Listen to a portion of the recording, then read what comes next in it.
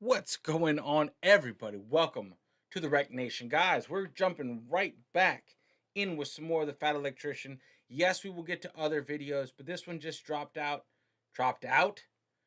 Oh, guys, you have no idea. You have no idea the amount of tech gremlins I've had to fight off today.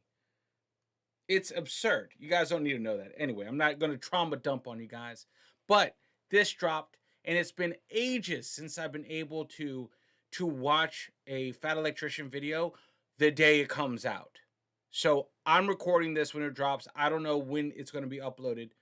I'll probably let this Nick's video breathe a little bit, give it a day or two, and I'll put it up. But look, guys, before we jump into this, make sure you watch the original video on Nick's channel. Subscribe to Nick's channel. He is doing phenomenal things. I'm like a broken record. I'm like a broken record. Like, he is one of the most phenomenal storytellers on the platform. You know, I couldn't think of, like, you have like Mr. Ballin as far as storytelling. Like, it just draws you into the story, and he has that, and we need to protect our storytellers in this on this platform. Very important as a community. But look, we're gonna dive into this. I know the Ministry of Ungentlemanly Warfare, right? Wasn't that a film? I did not see that film. I did not watch that movie. Didn't watch it. I don't know. It just didn't call to me. But if I should watch it, if it's a good movie, please put it in the comments. I might have to check it out after this. We'll see. We'll see. But look, let's just learn. I'm here to learn.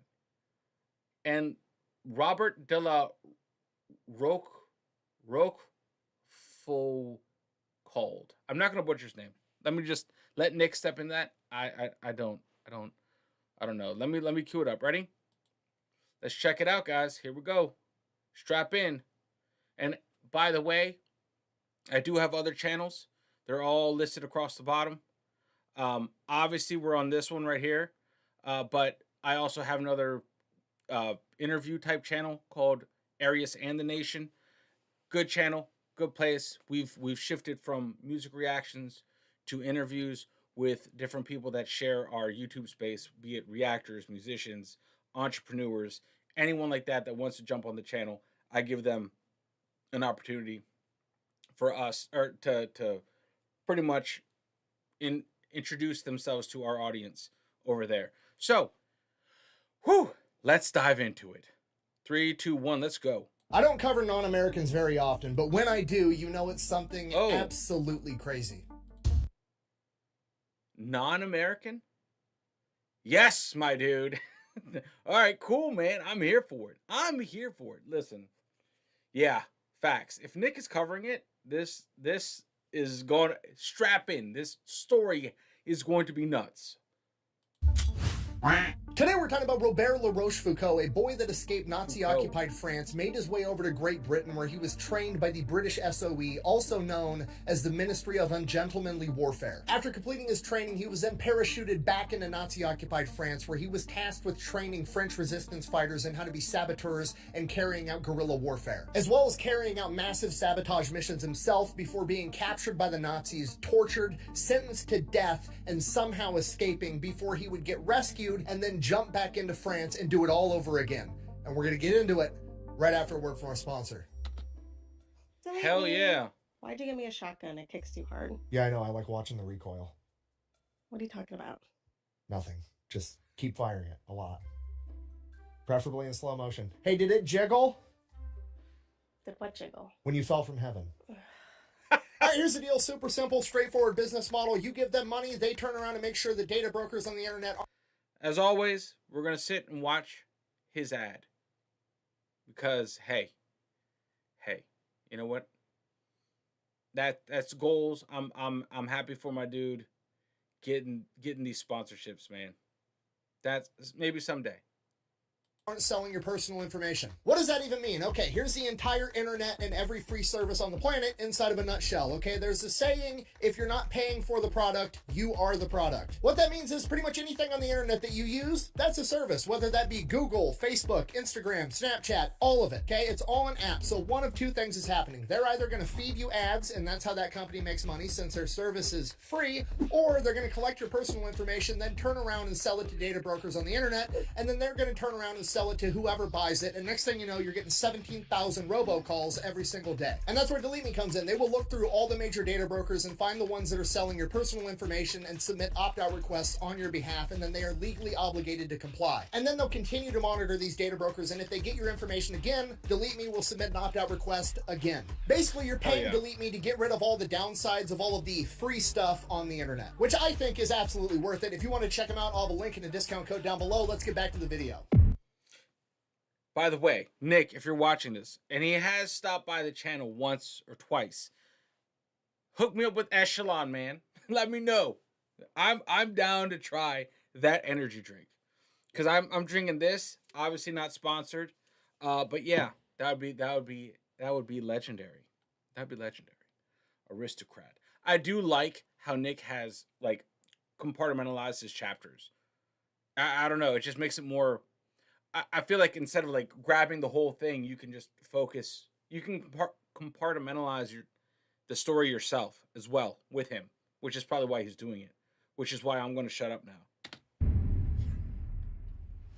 All right, our story begins in Paris, France in 1923 when Robert Rochefoucauld was born. He is one of 10 children. And unlike pretty much every other World War II war hero I've talked about on this channel, he did not grow up poor in poverty during the Great Depression. You messed with his eyesight, right? No. And that is because the last name La Rochefoucauld is quite literally French nobility dating back over 1,000 years. Wow. This guy grew up in a mansion right next to the Eiffel Tower and spent his summer times going off to grandma's house. And when I say grandma's house, what I really mean is grandma's castle that had 30 bedrooms. How did he get to grandma's house every summer? Great question. He took the family's private luxury train. Christina.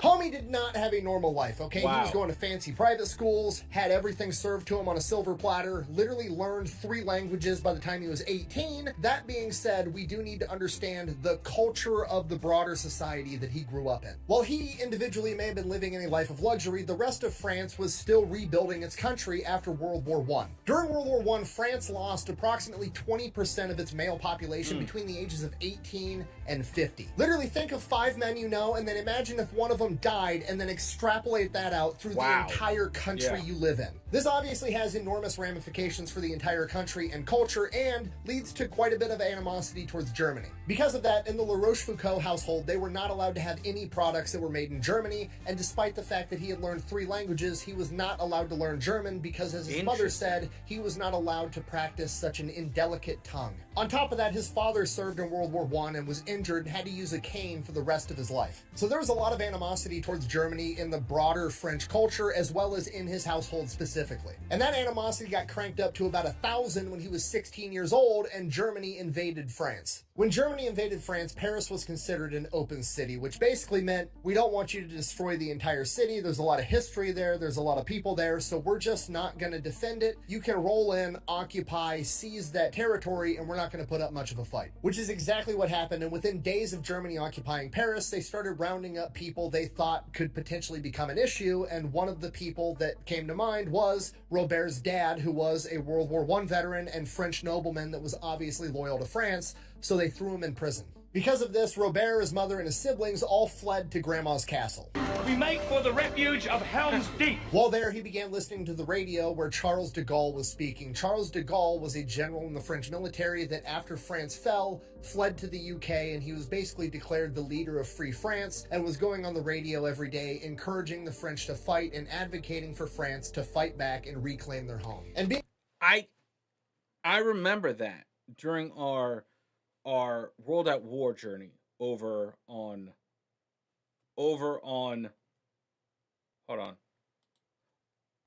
this site, which our whole journey is there. Great documentary, highly recommend it. I remember hearing about that, right? We learned about that, and it's just strange. It's like I understand how and why, right? But it's like, it's so strange to me. You're speaking to your constituents, your people, from the safety of another nation. I understand why the leadership. I mean, I kind of don't. It's like I'm torn, right? I get it, but it's like, if I'm in a country occupied by another country and my dude is safely in a different place, I don't want to hear a word you got to say, dude. Like, you left, you fled, you didn't go down with the ship. Anyway, that's just me. It has nothing to do with the story, probably. Sorry for stepping on Nick, but that's just something I don't know. Maybe that's, like I said, maybe that's just me. I I couldn't imagine that. I don't know if that would be like triumphant. Like, yes, let's listen to the words of our leader. That's safe. I don't know, man. That's or not. Being a 16-year-old teenager who had a ton of pride in his home country of France and grew up in this family of nobility with all these famous great men that came before him that did incredible things for the country, growing up in a society that already didn't really like Germany, not liking Germany himself, and having them roll in and imprison his father, naturally he ate that shit up. And it gets even worse when the situation in Paris stabilizes, so him and his mom and his siblings go back home and find out that Nazis have occupied their house. Upon their arrival, the Germans agree to let them live in the house, but they're still gonna live in the house too. So now he is quite literally a 16-year-old who does not like Nazis that is being forced to be a roommate with a bunch of Nazis.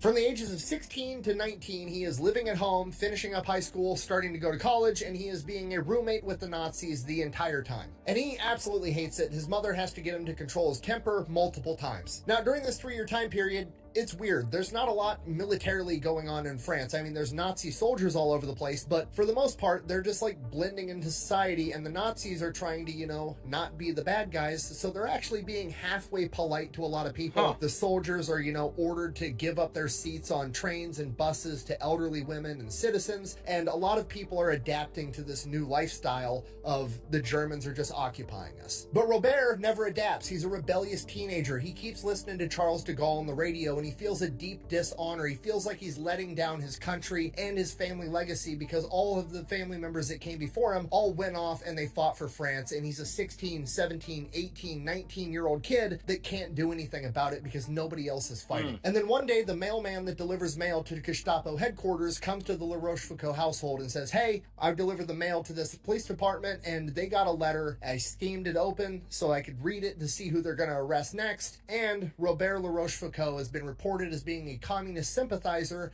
and they're going to come arrest him." Now, that's not true, but doesn't really matter. The Gestapo thinks it is, and they're going to come arrest him. So at the age of 19, he has to flee. So he gets 2 fake IDs with 2 different names and then alternates which ID he's giving every time he has to show his papers. That way it makes it harder for him to track. He makes his way all the way to Spain, where he links up with the resistance, and he tells them that he's actually a French Canadian and he's trying to make his way back to Great Britain so he can keep fighting against the Nazis. Which is brilliant because remember, he's trilingual. He speaks French, English, and Spanish, and this is going to explain his accent to anybody that wonders. So they buy his story. He gets linked up with 2 downed British pilots, and they end up smuggling them back into Great Britain. And he's hoping that once he gets there, he's going to be able to link up with Charles de Gaulle and help fight for France.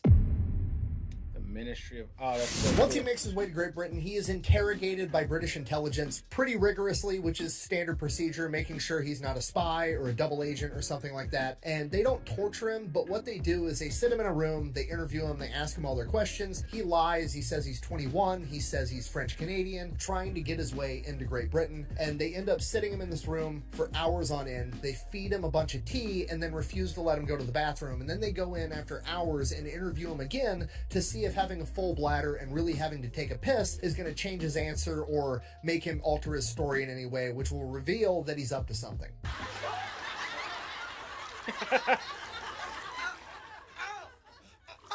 At which point, he basically just comes clean, tells the whole truth. He's 19, his name's Robert La Rochefoucauld, and one of the interviewers recognizes his name as French nobility. At which point, nepotism kicks in. They're like, oh, French nobility is not going to be a spy. Cool. We're going to send in a guy that'll talk to you if you really want to go fight the Germans. And they send in a guy by the name of P.K. Wicks. And he is an officer in the British SOE, the Special Operations Executive, that Winston Churchill created to, quote, set Europe ablaze. He also gave them the name the Ministry of Ungentlemanly Warfare. Love that. Guilty as charged. Basically, these guys are the inspiration for 007. P.K. Wicks comes to him. He's like, hey, you're French nobility. We want you. If you'll have you, here's the thing. You got to pass this super rigorous training. But if you pass, we'll jump your ass. But when he comes out of the meeting, he agrees that he's going to try to be part of the British SOE. From here, they ship him off to training. In the first 3 weeks, his basic training is basically one giant smoke session. Running, push-ups, beating these guys up, making them swim when they're tired, making them cold, making them hot, trying to starts. You know what, sir? I can't say that I am shocked because I felt very good about this year's test. The SOE brings in a guy by the name of Eric Sykes, who's regarded as like one of the best combat shooters in the world. He's going to teach these guys how to use guns in actual combat, not just go set out on a range and shoot at a static target. He's going to put them through full-on shoot house training, and he's going to learn from the best. After that, they bring in Eric Fairbairn, who's one of, if not the best hand-to-hand combat experts at this point in time in the entire world. This guy was former British military, and then after that went off and became a cop in Shanghai, which was one of the most violent cities in the world at this point in time. While he was there, he was jumped by a gang and stabbed 12 times. Whoa. Just a flesh wound. Somehow he managed to survive and then decided that shit's never going to happen again and decided he was going to learn every single martial art that he could. This guy studied jiu-jitsu, became a second-degree black belt in judo, studied boxing, kickboxing, savate, wrestling, knife fighting, and anything else he could get his hands on. While he was still being a cop in Shanghai, his official police record logs over 600 real-world fights, and he helped found the first ever SWAT team in world history. Wow. So between Sykes and Fairbairn, they basically turn him into John Wick in a fighting system that they refer to as gutter fighting. Yeah. Hell yeah, that's awesome. From here, he has his final test, and the final test is they are going to yeet him out the back of a plane in a parachute with no map, no compass, no equipment, somewhere in the UK, and he has to make his way all the way back to SOE headquarters without being captured by the police. And they have notified the police that they need to track his ass down. Now, luckily, they do it in Paris, so he has a teammate that's going to be able to help him out. Unfortunately, his teammate breaks his ankle as soon as he jumps out of the plane. So Robert is like, fuck it, we ball, goes, steals a military truck, drives it back, picks up his teammate, and drives them straight back to SOE headquarters, and he's back the next day by like lunch, breaking the course record by a ridiculous amount of time. At which point the chain of command is like, that was super, super illegal, but also the exact kind of ungentlemanly shit we're looking for. You're in. Out of his class of 30 men, only 7 of them graduated, and he's one of them. All right, summer 1943. Since Robert has left France, things have changed a lot. When he left, you had the German-occupied section of France, and then you had Free France, or Vichy France, which was still kind of under Germany's control, but they were putting on the illusion that France still kind of existed as its own sovereign nation. And that was a big part of the reason when Robert was in France that people weren't as willing to fight, because there was still technically France as a sovereign nation, so to speak. But by the summer of 1943, that has changed as World War II has ramped up. The Nazis now occupy all of France. In addition to that, they are also forcing French people to work inside of factories, even sending some of them into Germany to work in their factories to aid with the war effort. Obviously, because of this, an enormous amount of the French population is pissed off, so that means that a bunch more of them are going to be willing to either A, help the resistance, or B, join the resistance themselves. The obvious problem, they don't have guns and they don't know what they're doing, and that is where Robert comes in. British SOE is linked up with the French resistance and told them they are going to be airdropping in an expert, and he is going to come with a bunch of guns and plastic explosives that he's going to distribute out to the French resistance, and then he's going to provide training and help them go out and sabotage the Germans. June 1943, he boards a plane headed off towards Nazi-occupied France. He is going to get dropped off at a certain zone, and the French resistance is going to be there waiting for him. On the way there, the plane gets lit up by German anti-aircraft fire. Luckily, they managed to limp the plane to the right drop zone. Robert jumps out. They throw out all the crates of guns and plastic explosives behind him, and then they take off. Robert never finds out what actually happened to that plane. So Robert hits the ground, French resistance runs out, they meet up with him. He's like, hey, we got lit up by the Germans know that we're doing something here. We gotta get all this shit on the trucks and dip, which is exactly what they do. Now, oh, sorry. Initially, all right, there we go. Every time he says French resistance, look, every time he says that, right? Hello. Top tier comedy. Top tier show, man. We have, I think, 3 seasons up over there. Check it out. French Resistance. I will say this only once. Dude, this is insane. Because you had different factions of resistances. Different groups in France fighting for different reasons, but fighting the Nazis. Crazy, right?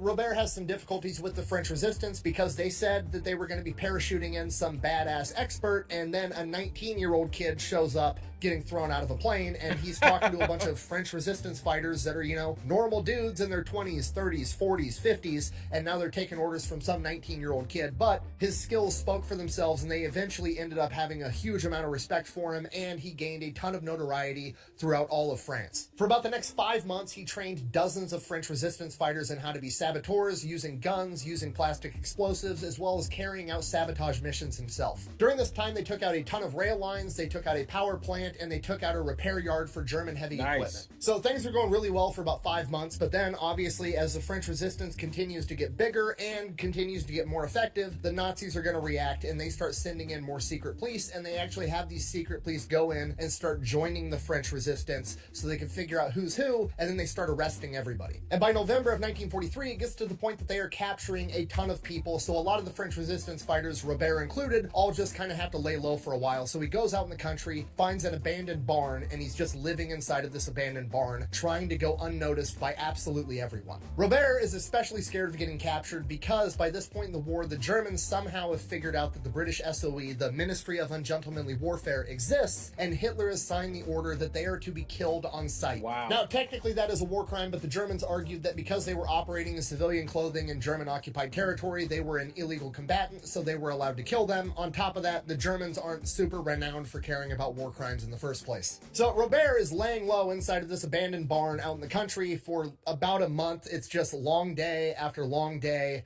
waiting, and then one day on December 7th, 1943, a bunch of cop cars pull up to the barn. They go inside the barn, they arrest Robert. Robert tries to feed him a line of bullshit like, oh, I'm just, you know, some homeless guy that's traveling. I got tired. I pulled over in this barn to take a nap. The Germans then search the barn, find a bunch of plastic explosives and submachine guns, and he's like, those aren't mine. Obviously, they don't believe him. I don't even know what this is. This sort of thing ain't my bag, baby. One book, Swedish-made penis in larger pumps, and me. This sort of thing is my bag, baby. Ah. At this point, Robert is like, okay, well, I'm dead. I'm about to get shot in this barn right now because I'm British SOE. But that's not what they do. They handcuff him, they throw him in a car, and they start taking him off to prison. And the entire car ride there, he's like, why didn't they just kill me? What is going to happen next? Oh, they're probably going to torture me and then kill me. Great. And he's like trying to figure out why they didn't kill him right there on the spot like they had orders to do. And it dawns on him, they probably didn't do it because he speaks fluent French, doesn't have an accent, and the dude kind of looks French. His family's been there for 1,000 years, so they didn't just instinctively think that he was British SOE. Realizing this, when he gets to the prison, for the first and only time during his operational career, he actually gives the Germans his real name because La Rochefoucauld, super French name that's well known, and then that's going to add to, oh, he's just French resistance, he's not British SOE, so at least he won't get executed immediately. From here, he gets thrown in solitary confinement for a couple of days. Obviously, they're trying to soften him up before they interrogate him, but he's already been in solitary confinement for like the past month inside of a barn, so it doesn't really affect him. Boy, they went all out on this one, huh? From here, they take him in, they interrogate him. It becomes pretty obvious to Robert that they think he's a communist, so he kind of like goes along with it, not by saying that he is a communist, but by refusing to admit that he's a communist, trying to get the Germans to prove it, and then that way it kind of like gives them tunnel vision that they're trying to prove that this guy's a communist. Wow. Basically, he's doing anything and everything he can to not get identified as British SOE. After the initial interrogations, they throw him into a normal cell, and he has a cellmate with him, and within being in the room with the cellmate for like 20 minutes, the guy has an epileptic seizure, falls onto the ground. 2 guards rush in, they start freaking out, they don't know what to do. Robert's just kind of sitting on the bed watching this whole thing go down. Holy shit. The 2 guards are helping the guy having the seizure, the door is wide open, and he's just like, huh, They end up taking the guy to the infirmary. Robert never sees him again.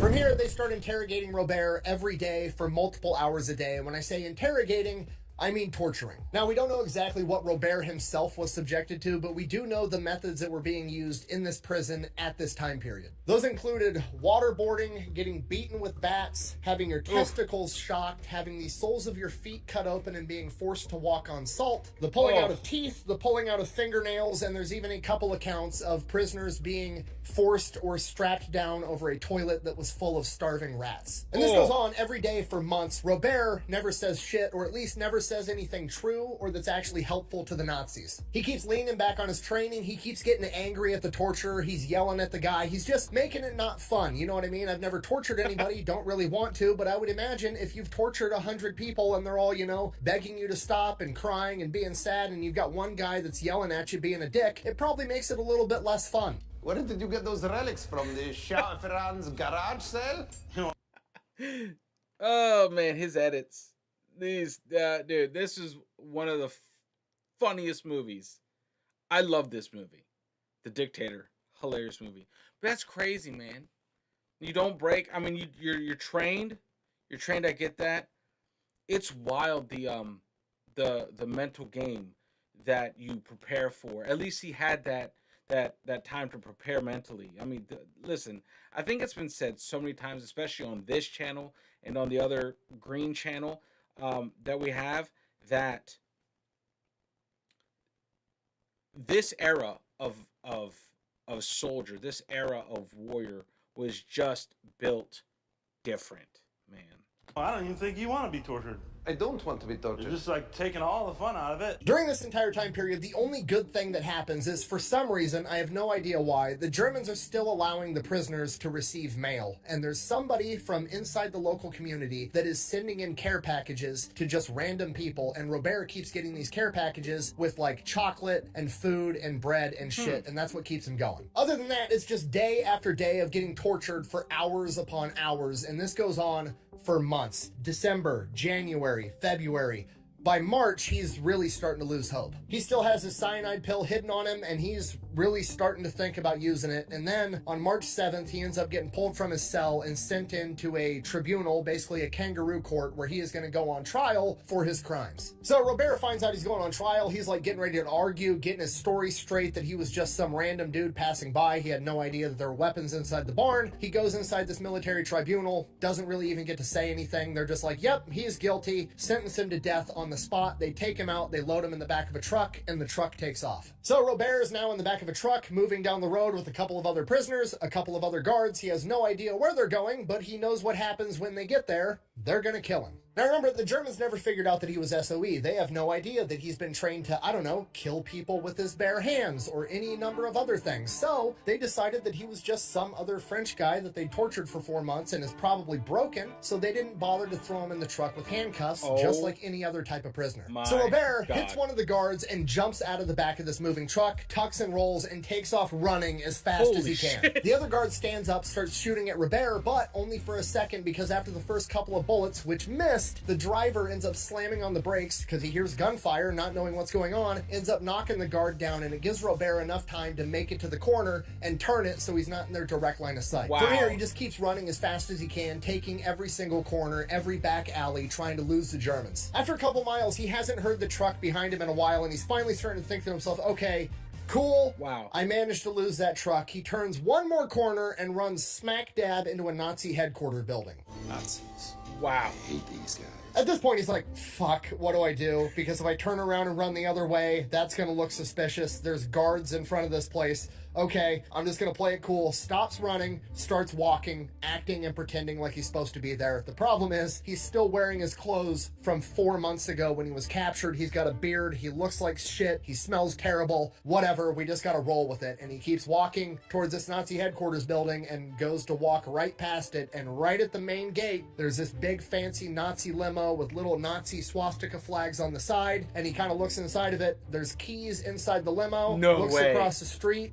The driver is clearly waiting for somebody, smoking a cigarette right across from the limo, and he's like, fuck it, jumps in the limo, turns the key, peels out. What goes around comes around. First into a Nazi checkpoint. Again, can't just, turn around and try a different route because that's going to look suspicious, especially if they've already radioed to look out for this car that he just stole. So he just kind of joins the queue. He gets in line with all the other cars waiting to get their papers checked and get waved through, and he just waits, and then he's up next. The Germans start walking up. There's no cars in front of him. He just floors it and drives through the barricade. The Germans start shooting up the car. Yes, they hit the car a ton, but luckily they don't hit him. From here, he drives the car as far and as fast as he can until there's black smoke just coming out of the hood of this car, and he's like, okay, gotta ditch this thing. Finds an abandoned quarry, drives it into the abandoned quarry off of a cliff. It explodes, and now he's just out in the middle of nowhere with absolutely nothing. And from here, he does the exact opposite of what you would expect him to do. He goes out into the woods, sleeps overnight, and then in the morning, walks back into the same town that he just escaped. And his logic was the Germans last saw him heading as fast as he could out of town. They're probably not going to be looking for him too hard inside of town, so that's exactly where he goes. And he decides he's going to go to the only place he knows where somebody kind of sort of might actually like him, and he goes to the return address that was on all those care packages that he got when he was in prison. It ends up being a Nazi-occupied hotel, and the guy that was sending all the packages is the guy that runs the hotel. So he goes there, that guy takes him in, gets him cleaned up, feeds him, lets him stay there for a couple of days while he gets him fake papers, and then he smuggles him out of town in the back of his truck in a giant pile of hay. Wow. And as they go through the Nazi checkpoint, the guy's like, oh, I'm just,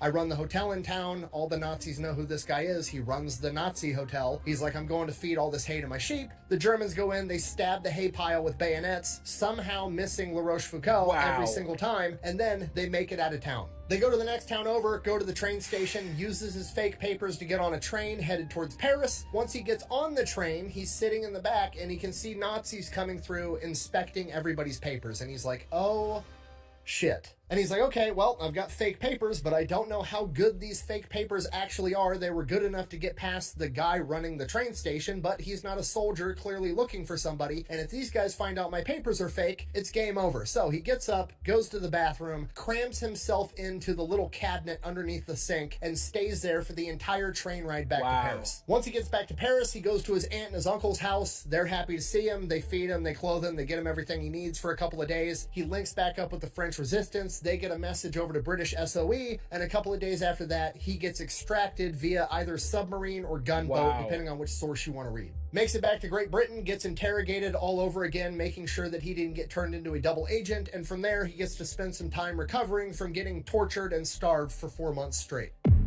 That's crazy, dude. Like, I mean, that just made me anxious just thinking about that. Like, oh my God. Just like that's terrifying. Like, you gotta call the bluffing through the roof. This man, the balls. Well, I like that though. It's actually, I think that's genius. What happens is that's a chess move. You just hope the others are playing chess or checkers, right? Like, you run like a bat out of hell in a certain area and then double back and go back there. They're not looking for you there. Genius. Like that. In and out.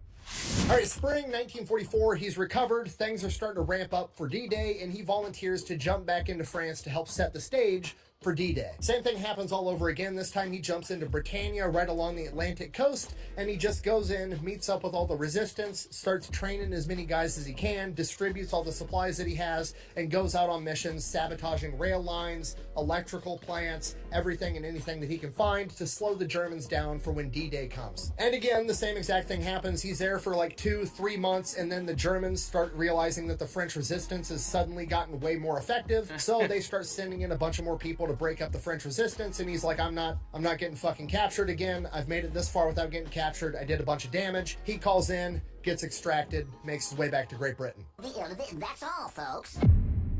Spicy baguettes. All right, April 29th, 1944, the British launch a massive bombing campaign on a French munitions factory that is building ammo for the Nazis, and they bomb the holy hell out of it, but it's only down for about a week before they start producing ammunition again. At this point, the British are like, okay, a couple of options. We could bomb it again. I mean, bombs are effective, but they're not like pinpoint accurate. We're not going to be able to go in there, find out where the most important parts of this factory are, and target those specifically. We're just kind of like trying to blow the whole thing to hell, but the downside is it's really really risky. You're putting all the planes, all the soldiers' lives at risk. It's a big deal. So we could also just have a saboteur go in there, pinpoint a couple of things, and take this factory out of commission. And that's what they decide to do. They call up Rochefoucauld, he jumps back into France, and now he is tasked with taking out this munitions plant. Only problem, it's not the French resistance waiting for him at the drop zone. Somehow, it's the Germans. They ambush him and capture him almost immediately. Not again.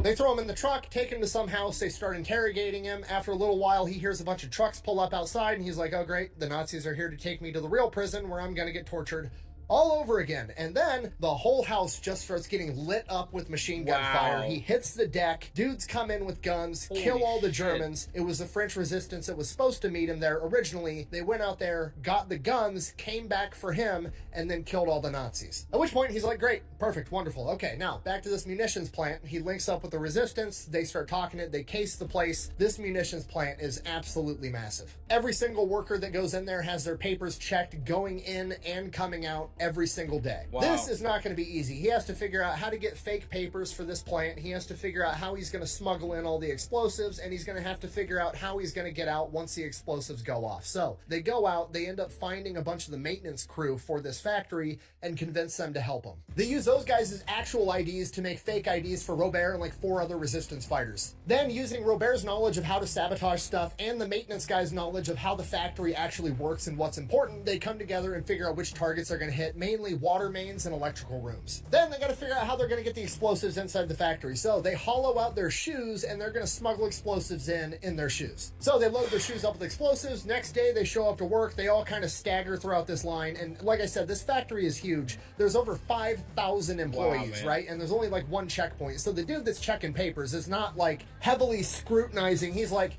good, go, good, go, good, go.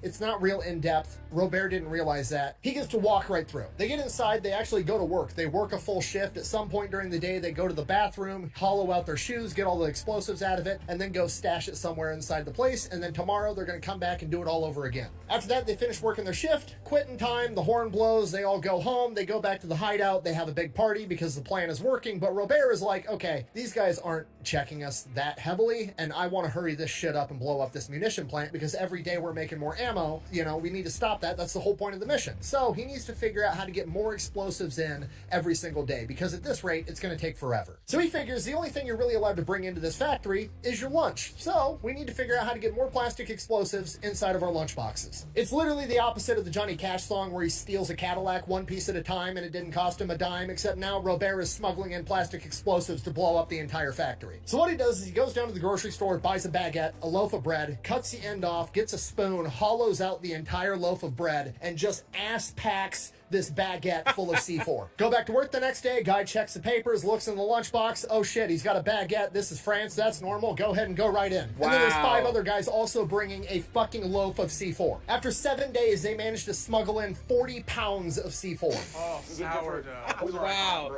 We love a good That sounds... After that, we're ready to blow up this plant. So here's the plan. Everybody's going to go to work as normal. We're going to bring even more C4. And then at the end of the day, factory closes at 7 o'clock. At 6:30, Robert's going to slip away. He's going to go out to the fuel warehouse and he's going to rig up the fuel warehouse to explode with a massive chunk of C4, and it's going to be on a 1-hour time delay. Then Robert's going to hide till 7 o'clock when everybody else, including the other 4 resistance guys, are all going to leave, and Robert's going to run around the factory. He's got 30 minutes to place all the rest of his charges. He's going to blow up the water main, the main power lines, and all the railroads coming in and out of the factory. Wow. The 4 resistance guys that already left are going to grab their bikes and Robert's bike, and they're going to pedal around the backside of the factory and wait by the 18-foot high wall on the outside with a rope. Then after Robert places his charges, he's going to jump out of a window, run across the courtyard at the wall, yell over to him. They're going to throw the rope over. He's going to scale the wall, and they're going to pedal off on bikes, which is exactly what happens. They make it about 4 blocks away from the factory before there's a massive chain of explosions, and then they make it back to the safe house, have a humongous party, and get completely shit-faced. From here, Robert radios over to British SOE, says mission successful. They radio back a single word: congratulations. That munitions factory was then out of commission for 15 days straight, and it's unclear how effective they were after after they did start manufacturing more stuff at the location. But it was only out of commission for 2 weeks. I don't know why you're making such a big deal about it. Like, that's a huge deal. But okay, first of all, when you're playing Who's Got More Bullets with America and your factory goes down for 2 weeks straight, it's a fucking problem, okay? Second of all, a British Lancaster bombing formation only managed to put this factory out of commission for 7 days, and Robert La Rochefoucauld went in there with a loaf of bread and did twice as much damage, okay? That's gangster as fuck. Sorry, anyways, from here, Robert's just pretty much waiting to get extracted. He needs to get the orders of when and where to meet for his extraction, so he's hanging out at the safe house for a couple of days. The orders finally come down. Hey, tomorrow night, we need you to meet us in this next town over at this location. So he spends the next day memorizing the exact route he's going to take, and he's going to ride his bike there at night in pitch darkness. So he wants to memorize the route so he knows every little curve of the road so he can ride there in the dark. And that's exactly what he does. Starts riding his bike. It's pitch blackout. Can't really see shit. He hears a car coming up behind him, jumps in the ditch, waits for the car to pass by, comes back out, makes it a couple more miles. Another car coming, jumps in the ditch, hides, waits for the car to pass by, comes back out, riding his bike in the dark, can't see anything, and then all of a sudden, he just runs into something. And it's a German checkpoint. He literally rode right into it because, well, that wasn't on the map. And now the Germans have him at gunpoint, and there's a curfew, and he's not supposed to be out at this hour, so they start asking him questions. They're like, hey, what the fuck are you doing? And he's like, and here is where being in the military from the age of 19 really shoots him in the foot. Okay, you gotta realize, Robert is like 21 years old right now, but he's had a really weird life between the ages of 16 and 21. Everything after the age of 16 has been like building up to do 007 type shit. So in a lot of ways, socially speaking, he's still a 16-year-old. So when he's asked, what are you doing out past curfew? The 16-year-old social skills kick in, and he's like, I was out in the woods making love to my girlfriend.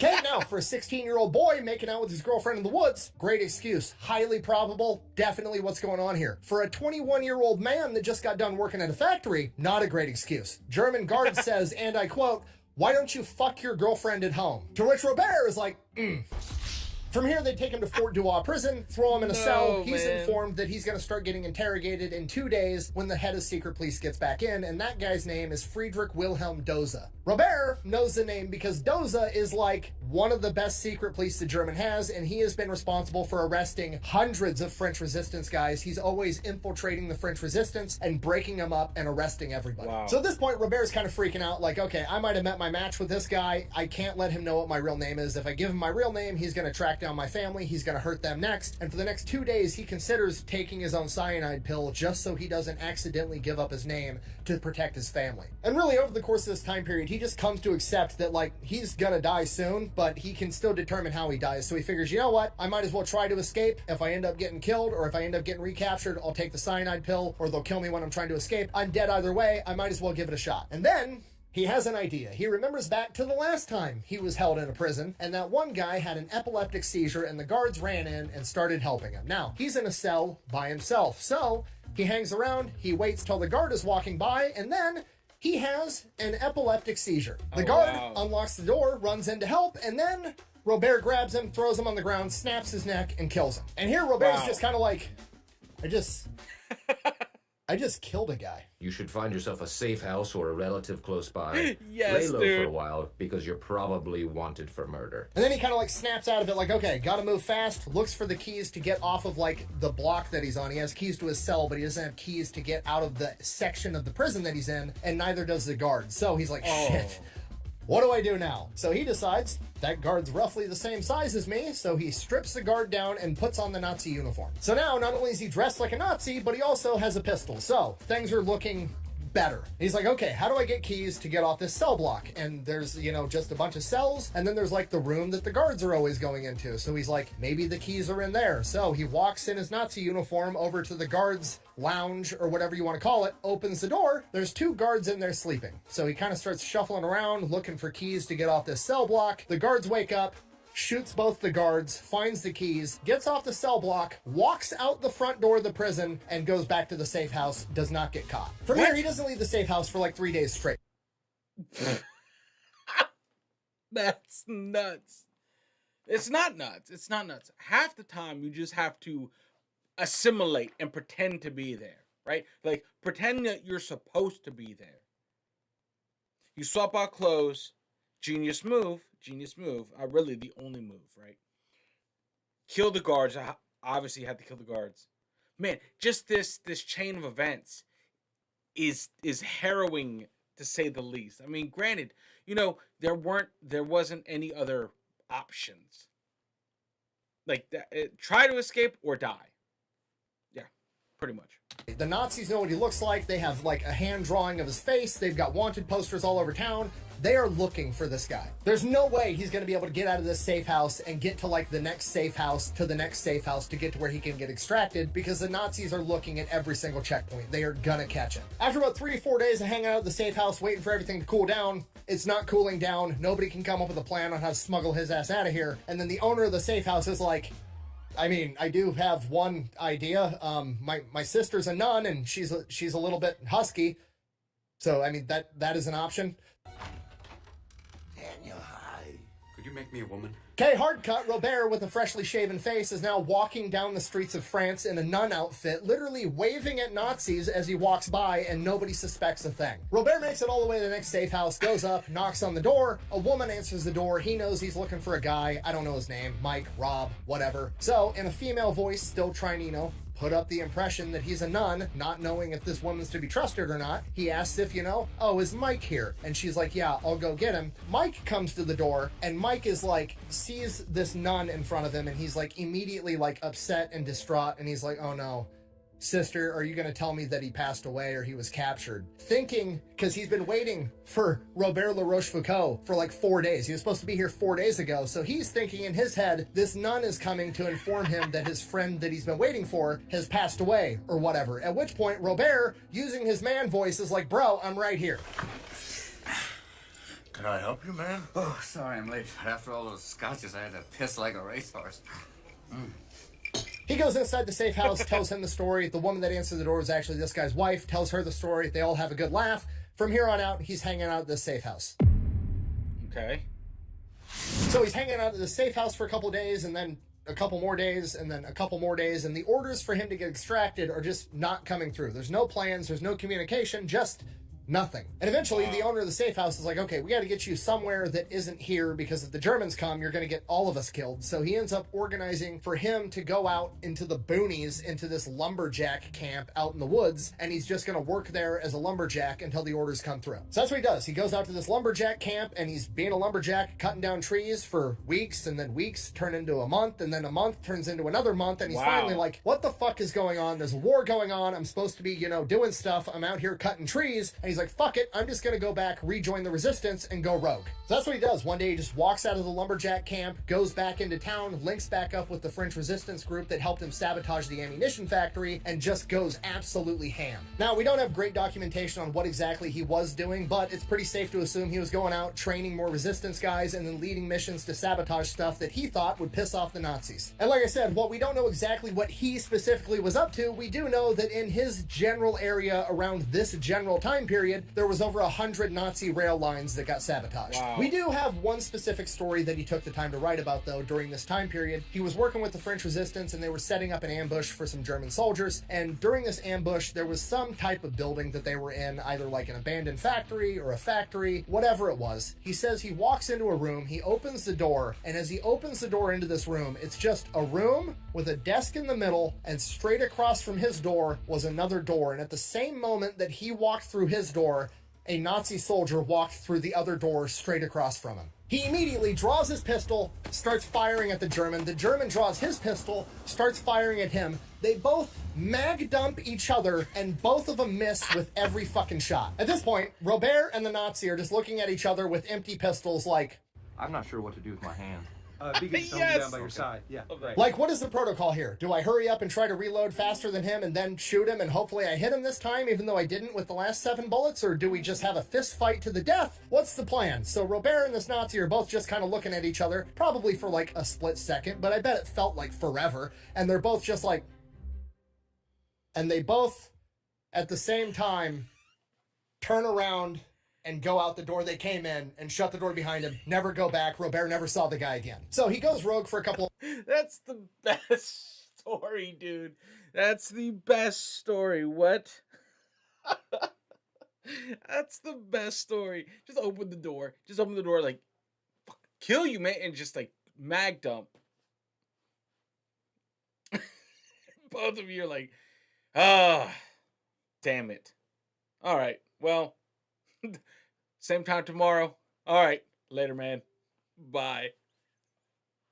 Oh man, love that. You know, the terrifying moment, but yeah, just there is that humor, that dark humor, for sure. Months, has a bunch of missions, presumably does a bunch of stuff, trains a bunch of people around, and go out the door they came in and shut the door behind him, never go back. Robert never saw the guy again. So he goes rogue for a couple of months, has a bunch of missions, presumably does a bunch of stuff, trains a bunch of people, whatever, and then the entire landscape of the French resistance changes. Now, when you talk about the French resistance, a lot of people just assume that it's all the same thing. Like there's just one organization, one big entity that is the French resistance, or the resistance, right? That's really not how it worked at all. There's a bunch of different factions of French resistance, and they were all doing different things, and some of them did not like each other and would work against each other. Wow. It was kind of a crapshoot. So you had factions of resistance that were loyal to what France used to be. They're essentially loyal to General de Gaulle. They're loyal to Free France. They want things to go back to how they were before the Germans showed up. You also have factions that are communist that want France to get taken over by communists and become a communist nation. And then you have other factions that are like comprised of almost exclusively Jewish people or whatever. So you have all these different factions with different motives, and they're not always working together. Well, by this point in time, D-Day has happened. Allied forces are here. They're liberating France. And because of this, General de Gaulle comes back and he basically puts an end to all the resistance that is loyal to him. They're like, okay, we don't need the French resistance anymore. If you want to fight for France, you can quit being part of the resistance and you can just come join the Free French Army and you can be directly underneath me. And because obviously La Rochefoucauld is loyal to General de Gaulle, that's exactly what he does. So La Rochefoucauld joins the French army, and the French army is like, okay, we've got this guy that's basically fucking James Bond. He's been doing 007 shit for years. We should probably just give him some orders and cut him loose, or put him in charge of some people and get him into the action. Right?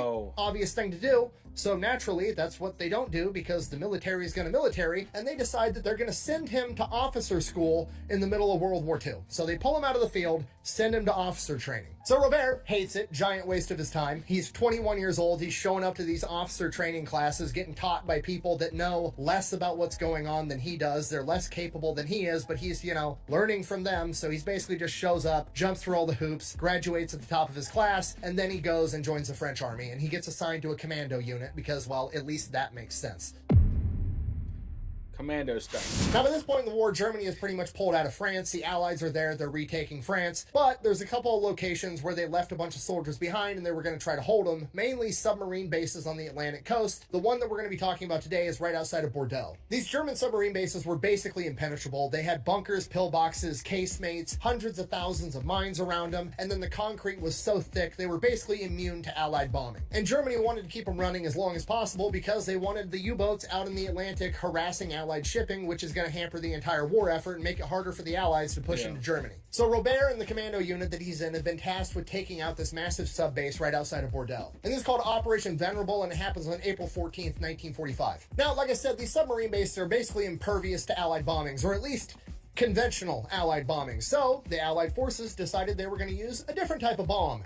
Napalm, you know, jungle jelly, sweet, sticky fire. If we can't blow you up, we're just gonna slow roast you alive, was basically the plan. So they go in, all the commando troops get ready, they get staged, they napalm bomb the holy hell out of this place, and then they're getting ready to launch their attack. They send scouts forward, scouts come back, and the section that the commando unit that Robert is supposed to attack didn't really get hit by napalm. Okay, the problem, this section also has a massive casemate with a humongous gun, you know, like the big tank turret inside the concrete right there, and it's completely unscathed.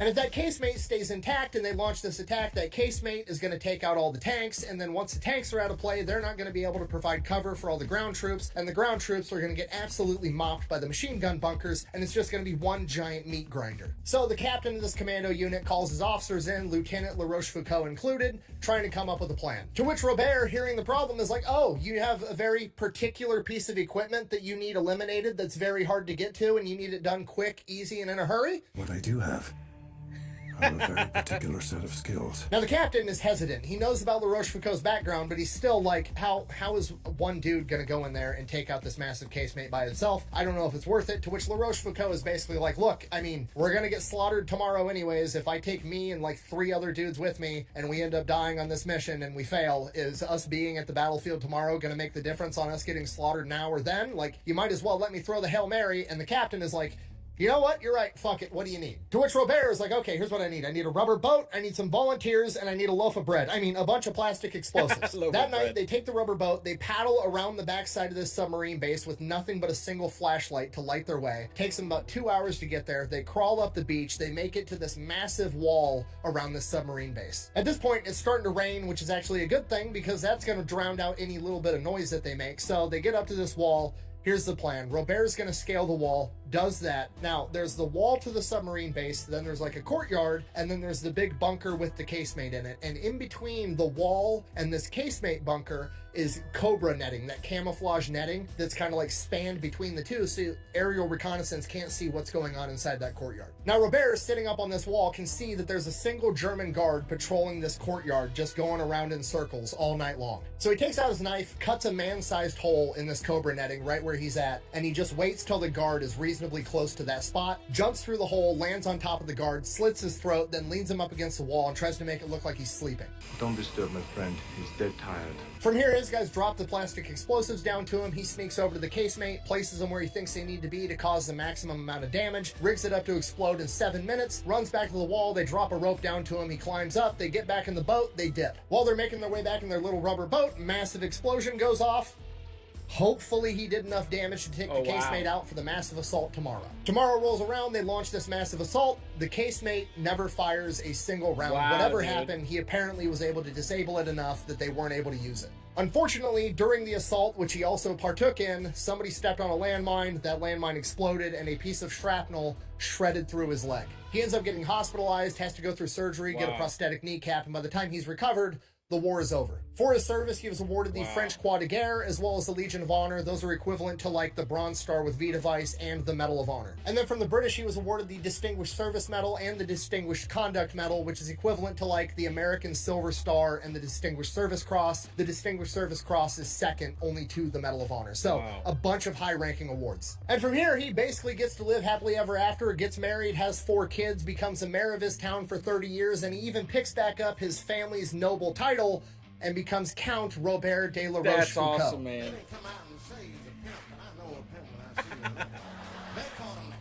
Thank you for watching. Best way to support the channel is go buy some merch over at thefatelectrician.com. Quack bang out. Yes. I can't help but wonder who the Nazi was that he ran into and had the shootout with, where they both missed with all their bullets and then decided to turn around and walk the other way. Like, it just feels like that's 2 main characters running into each other when they weren't supposed to. Facts. Facts, right? That's like so true. So true. So true. That's like 2 main character energies. Just, my story's not done. Neither is mine. See you later. Our bud. Just, oh man. What a great story. Again, Nick with the banger of a story, man. You know, the more of these stories that get told, the more longevity they have, you know, and it's very important to protect our storytellers in this community. Every great community has storytellers. And Nick and others are so important to that, especially on the military side of things. You know, there's so many untold legends, undocumented cases of legendary, untold cases of legends out there, you know, that are slowly taking their stories to the grave. So this is God's work that Nick's doing. Anyway, guys, thank you for rocking with me. Thank you for rocking with the channel, guys. We haven't stopped. We've just slowed down because life. And I know you guys understand that because you guys have lives too. So I appreciate the love, appreciate the support. Make sure, please, guys, if you stayed this far into the video, until the end, make sure you check out these other channels. We're just We just hit like 240 subscribers on this channel. It is a fun channel, absolutely absurd, ridiculous music channel, and everything else that you see here. Much love, guys. Unplug, do something legendary, and I will see you all in the next video. Later, guys.